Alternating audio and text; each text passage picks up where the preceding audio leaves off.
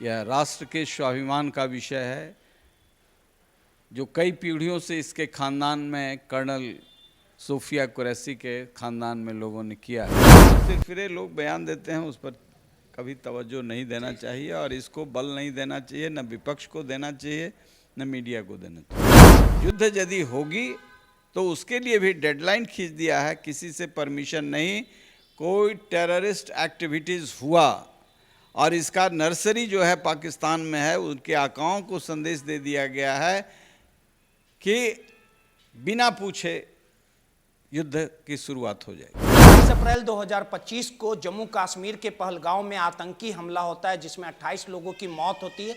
और इस पूरे घटनाक्रम के बाद देश के प्रधानमंत्री ने यह कहा था कि पाकिस्तान को करारा जवाब दिया जाएगा। और मुंह तोड़ जवाब देने के बाद जिस प्रकार से मध्य प्रदेश के मंत्री विजय शाह ने कर्नल सोफिया कुरैशी पे जो अशोभनीय बयान दिया, इसको लेके अब बिहार में सियासत गर्म है।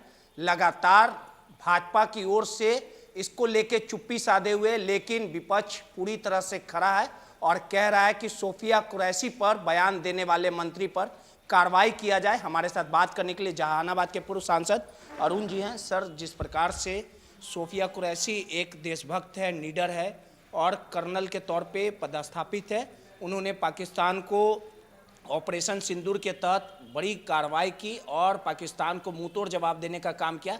लेकिन जो भाजपा राष्ट्र हित की बात करती है, उनके जो मंत्री है मध्य प्रदेश के, कोई पहला मामला नहीं है कि विजय शाह इस तरह का जो दुखद बयान दिए होंगे, लगातार सुर्खियों में बने रहते। और सोफिया कुरैशी पर जो उन्होंने बयान दिया और खुले मन से ये कहा था कि आतंकवाद की वो बहन है, आतंकवादियों की। देखिए, कुछ सिरफिरे हर जगह होते हैं,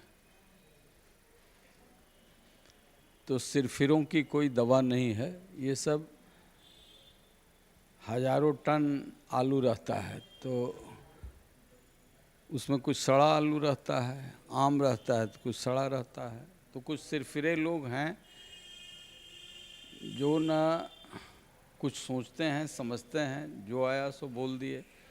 उनको पता नहीं है कि कर्नल सोफिया कुरैशी के परिवार के लोग, इनकी नानी दादी वीरांगना लक्ष्मीबाई की कवच थी। कई पीढ़ियों का इस राष्ट्र के साथ गहरा रिश्ता, देश सैल्यूट कर रहा है। ये किसी मंत्री और संतरी का विषय नहीं है, यह राष्ट्र के स्वाभिमान का विषय है, जो कई पीढ़ियों से इसके खानदान में कर्नल सोफिया कुरैशी के खानदान में लोगों ने किया है।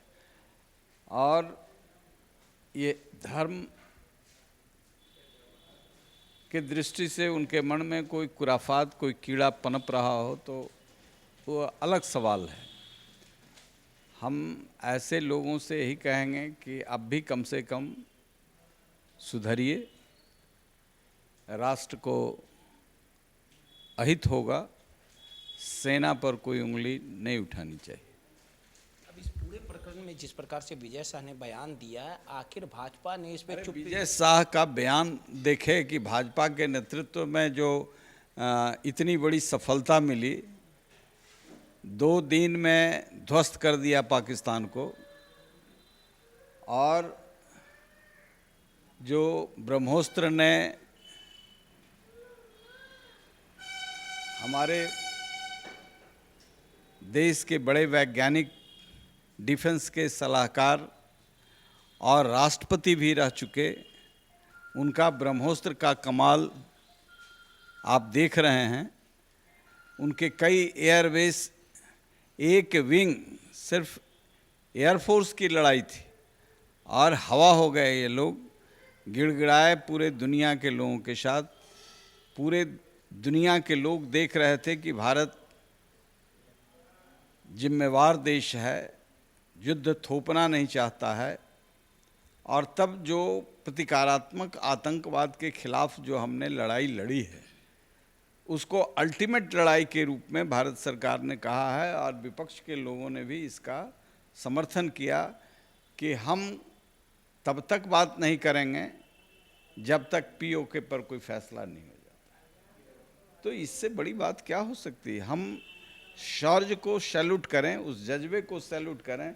कुछ सिरफिरे लोग बयान देते हैं, उस पर कभी तवज्जो नहीं देना चाहिए और इसको बल नहीं देना चाहिए, न विपक्ष को देना चाहिए न मीडिया को देना चाहिए। इस पूरे प्रकरण में ऑपरेशन सिंदूर जो चलाया गया, काबिले तारीफ भारतीय सेना ने काम करने का काम किया, लेकिन जो सीज फायर लागू किया गया, युद्ध विराम हुआ और डोनाल्ड ट्रंप में कहीं ना डोनाल्ड ट्रंप जो अमेरिकी राष्ट्रपति है, उन्होंने इसको पूरी तरह से जो सामने बातें रखी कि मेरे कारण ही ये सीज फायर किया गया, इसको लेके विपक्ष हाय तौबा मचाई। देश के लोग भी चाहते थे कि पाकिस्तान को नक्शे से हटाया जाए। डोनाल्ड ट्रंप कौन होते हैं फैसला लेने वाले, अब वो अपने बातों से भी पीछे हटे। नहीं, विपक्ष को भी जिम्मेवाराना बयान देना चाहिए। युद्ध कोई गुतिया की लड़ाई थोड़े है। आज दुनिया एक गांव है और उस गांव में हमारी क्या स्थिति है, हमारी इकोनॉमी कैसी है। हम पाकिस्तान की तरह कंगाल नहीं न हैं। 400 रुपये लीटर बिकता है पेट्रोल डीजल पाकिस्तान, आप 100 रुपया में घबराए हुए हैं। युद्ध यदि कंटिन्यू करेगा कहाँ जाएगा फाइनेंशियल सिचुएशन देश का। हम युद्ध किस पर्पस के लिए थे? आतंकवादियों की एक बड़ी तादाद को हमने ध्वस्त कर दिया एक स्ट्राइक में। उसके बाद उसने युद्ध थोपने की कोशिश की, वो दुनिया के सामने गिड़गिड़ाते रहा। हमारे कैजुअल्टी भी हुए हैं, हमारे सैनिक भी मारे गए हैं, 2 दिन में ही मारे गए हैं। इसलिए युद्ध कोई नहीं चाहता है।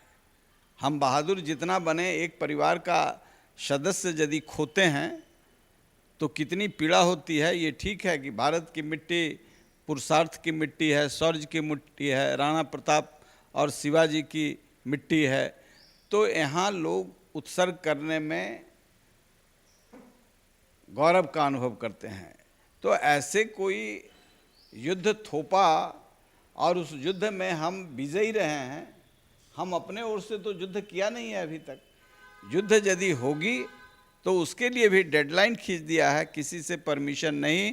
कोई टेररिस्ट एक्टिविटीज़ हुआ और इसका नर्सरी जो है पाकिस्तान में है, उनके आकाओं को संदेश दे दिया गया है कि बिना पूछे युद्ध की शुरुआत हो जाएगी। हरकतों से बात नहीं आता। उड़ी हमला देख लीजिए, पुलवामा देख लीजिए, अब तो पहलगाम देख लीजिए, तो लगातार कई सालों के तो पाकिस्तान के मंसूबे सामने आते रहे हैं आतंकवादी। हर बार घर में घुस के मारे हैं। कोई आसान काम नहीं है जिसको जज उत्साह में कह रहे हैं कि पाकिस्तान को मिटा देंगे। यह व्यवहारिक बात नहीं है। दुनिया में कोई देश किसी को मिटा पाया है? आप देखिए, कोई उदाहरण है? तो हम वैसी बात कुछ नहीं कर सकते जिससे सिर्फ भावना जुड़ा हुआ हो। व्यवहार क्या है? इस देश का पराक्रम अभी उच्च स्वर में है। श्रीमती गांधी के नेतृत्व में जब बांग्लादेश बना था, कोई विपक्ष, अटल बिहारी वाजपेयी जैसे लोगों ने समर्थन किया, जेपी ने समर्थन किया, सारा विपक्ष एक था। ऐसे टीका टिप्पणी करने के लिए गैर जिम्मेदाराना तरीका से अच्छा नहीं होता है। राष्ट्र को कब युद्ध करना चाहिए, नहीं करना चाहिए, उनकी ऐसी घबराहट थी। तो सवाल ये है कि आप किस तरह से युद्ध को देखते हैं। युद्ध आज सिर्फ यही नहीं होता है। अभी तो सबसे बड़ा युद्ध देश के जनता के सामने है कि हम चीन का सामान इस्तेमाल करते हैं, बंद करें। हमने आज के 5 साल पहले दिल्ली यूनिवर्सिटी में, जेएनयू में, दिल्ली के सड़कों पर चाइनीज सामान का ये किया था, पटना में भी किया था। एक संदेश देना था, लोगों को जागरूक करना था। यह देश का कम्प्लिसिटी है। खाली युद्ध में राष्ट्रवाद जगता है, लेकिन जिस घर का बेटा शहीद होता है वह देश का बेटा तो है ही। हम युद्ध मिनिमम लॉस पर मैक्सिमम रिजल्ट कैसे दे सकते हैं? लाल बहादुर शास्त्री के नेतृत्व में हुआ, मिसेस गांधी के नेतृत्व में हुआ, हम सफल रहे हैं। मिनिमम लॉस में आज हमारी सेना सशक्त है। हमारे दुश्मन बड़े बड़े हैं। पुतिन ने ईमानदारी से दिखलाया है अब 71 में भी रशिया ने ही मेरा साथ दिया था, और जो टेस्टेड मित्र हैं, बाकी किसी पर कमेंट नहीं करेंगे। इजराइल को हमने कभी समर्थन नहीं किया है, लेकिन इजराइल हर युद्ध में हमारे साथ खड़ा होता है और उसके हथियार कारगर होते हैं। इस युद्ध में भी 2 दिन के ही युद्ध में ही यह साबित हुआ कि रशिया और इजराइल की सामग्री कितना इफेक्टिव रही। फिर हमने जिसको बनाया था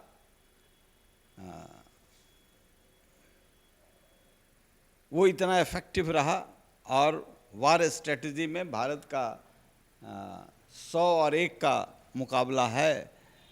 इस 2 दिन के, चाहे सिंदूर ऑपरेशन हो या भारत पाक वार जो 2 दिन का हुआ, इसी में उनकी छटपटाहट हो गई। तो ये तो अटल जी ने भी कहा था कि पड़ोसी बदले नहीं जाते हैं, उनको ठीक किया जाता है, सुधारा जाता है। तो हम डंटियाए हैं। अभी देहात में कहावत है कि पहले डंटिया दो, नहीं सुधरेगा तो फिर स्टेप बाय तब लतिया में। सीधे तौर पे कर्नल सोफिया कुरैशी पे जो मंत्री ने बयान दिया था उसे दुखद बताया, और पहलगाम हमले का जवाब भारत ने जो पाकिस्तान को देने का काम किया वो कहीं ना कहीं सफलतापूर्वक रहा, और चारों तरफ भारतीय सेना की तारीफ भी हो रही है। कैमरामैन हर्ष के साथ रोहित, नटराज, पटना।